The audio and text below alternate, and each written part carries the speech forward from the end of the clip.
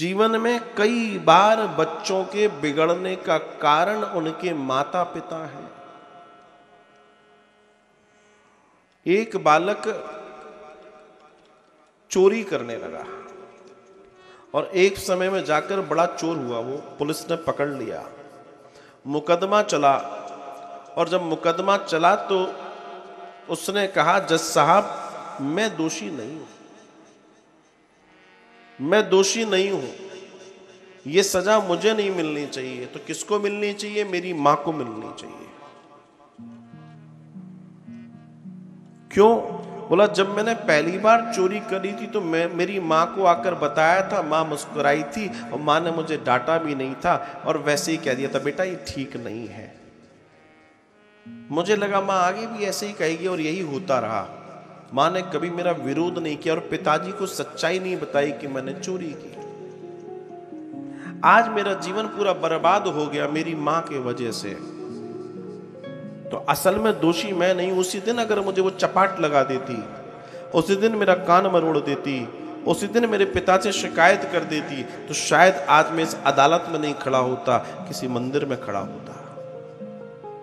तात्पर्य यह है कि कई बार बच्चों के बिगड़ने का कारण उनके माता पिता का अंधा प्रेम होता है, जिन्हें उनकी गलतियां कमजोरियां नहीं दिखती। वो उसे ढांकते रहते हैं, ढांकते रहते। चलो तुम आज ढांक लोगे, कल को जब उनका जीवन बर्बाद हो रहा होगा तब तुम देख देख के इस बात का चिंतन करना कि ये बर्बादी की जड़ तुम हो, ये बच्चे नहीं है।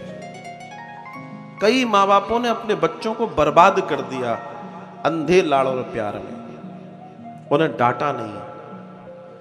डांट बहुत जरूरी है, जीवन का निर्माण करती है डांट। जैसे प्यार जरूरी है वैसे डांट भी जरूरी है। न सिर्फ प्यार से काम चलेगा, न सिर्फ डांट से काम चलेगा, दोनों का बराबर संतुलन होना बहुत जरूरी है, बहुत जरूरी है।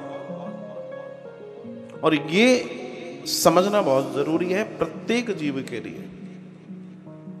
ये कथा का दर्शन उन माता पिताओं के लिए बहुत आवश्यक है जो अपने बच्चों को लाड़ में रखते हैं और बिगाड़ते हैं। कई माता पिता ऐसे होते हैं जो इतने सख्त होते हैं तो भी बच्चे बिगड़ते हैं। ज्यादा सख्त होने से भी बच्चे बिगड़ेंगे और ज्यादा लाड़ करने से भी बच्चे बिगड़ेंगे। ना बहुत ज्यादा सख्त होना है, ना बहुत लाड़ करना है। आपको समान व्यवहार करना है, बिल्कुल एक जैसा, तब आप बच्चों को डिजाइन कर पाएंगे। अगर आपने गलती पे डांटा नहीं और अच्छे पे तारीफ नहीं की तो आप बच्चे को डिजाइन नहीं कर पाएंगे। आज समाज की सबसे बड़ी समस्या क्या है कि लोग कई बार अब लोगों के अंदर एक बड़ी कमी आई है, तारीफ नहीं करते। आपको बच्चों की, बेटे की, बहू की या किसी की भी बुराई दिखेगी, आप 4 लोगों में बोलने से चूकते नहीं हो और उसके मुंह पर भी बोलोगे तूने ये गलत कर दिया, तूने ये ठीक नहीं किया। अच्छी बात है, आपकी चॉइस। लेकिन जब वो अच्छा काम करे तो उसकी मुंह पे तारीफ भी करो जैसे बुराई करते हो। उसकी हौसला बढ़ाओ, उसको ये बताने का प्रयास करो कि तुम में अच्छा करने की क्षमता है। एक व्यक्ति जब निरंतर ये सुनता रहेगा तुम तो गलत हो, तुम तो गलत हो, तुम तो गलत हो, तुम तो गलत हो, तो वो कहेगा जब हम गलत ही हैं तो दिमाग क्यों लगाएं, बने रहने दो गलत।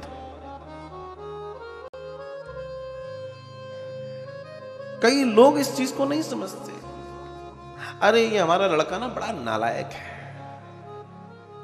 अब उस छोटे से बच्चे को आप रोज 4 लोगों के सामने नालायक कहोगे तो क्या वो लायक बनेगा? शब्द ब्रह्म है। शब्दों को बोलने के साथ ध्यान रखो कि ये सिद्ध होते हैं, इसलिए अच्छा बोलो, बुरा मत बोलो। ऐसा बोलो कि जो कल्याणकारी बने। अगर आपने गड़बड़ बोल दिया तो वो गड़बड़ ही होगा। आपको किसी में बुराई दिख रही है तो आप बुराई ही देखोगे जब तक आप अच्छा देखने की चेष्टा नहीं करोगे, क्योंकि दुनिया में ऐसा कोई है ही नहीं जिसके अंदर अच्छाई भी ना हो। बुराई है तो किसी ना कोई तो अच्छाई होगी उसमें, ऐसा दुनिया में कोई नहीं है। लेकिन उस संदर्भ को समझना बहुत जरूरी है, जानना बहुत जरूरी है। अगर इसको हम ना जान पाए तो जीवन बेकार है फिर।